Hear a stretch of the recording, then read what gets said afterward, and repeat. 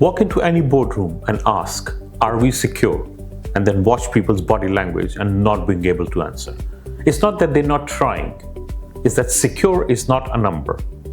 By the end of this video, you will have a framework that will turn this impossible question into 6 possible answers.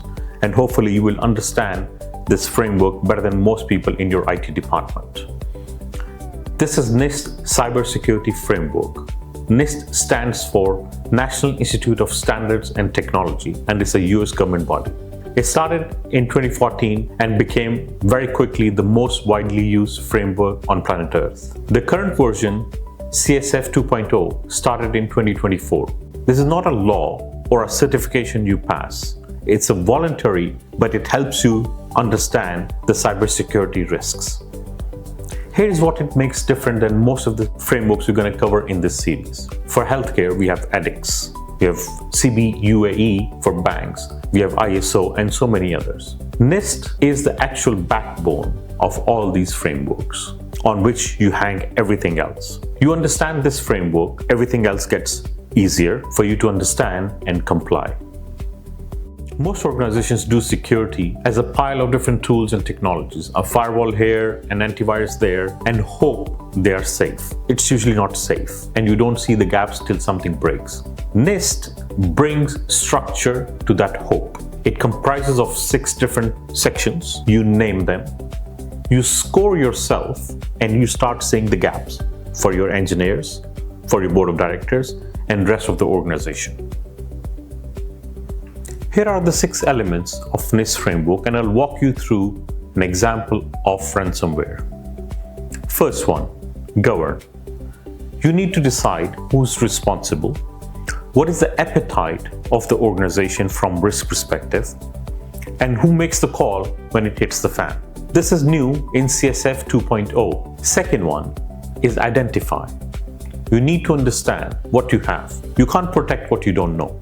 You need to identify your systems, your data, and your crown jewels. Number 3, protect. The safeguard, access controls, encryptions, trainings, least privilege. Number 4, detect. When an attack happens and the attackers are inside, how quickly you can detect and identify they are already in your system. Number 5, respond. You contain it, you communicate, and stop the bleeding as quickly as possible. Number 6, recover. You restore your system and data cleanly and get back to the business as quickly as possible. There you go. 6 jobs done in one word. GIPDRR. And here's the insight that you need to understand.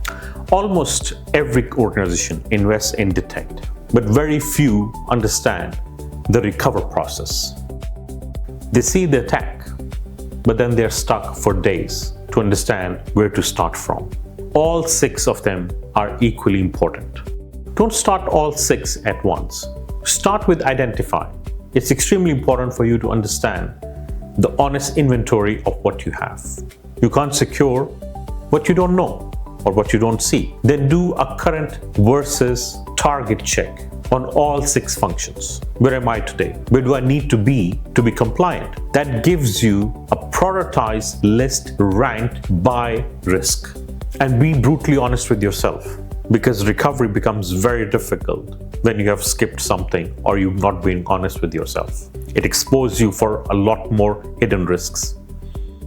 In practice, the hardest part is the last one, recover. Proving you can recover cleanly and fast. That's the kind of thing my team does. Comment MAP in the comments and I will send you 1-pager on NIST CSF, NIST Security Framework. And see you next Friday.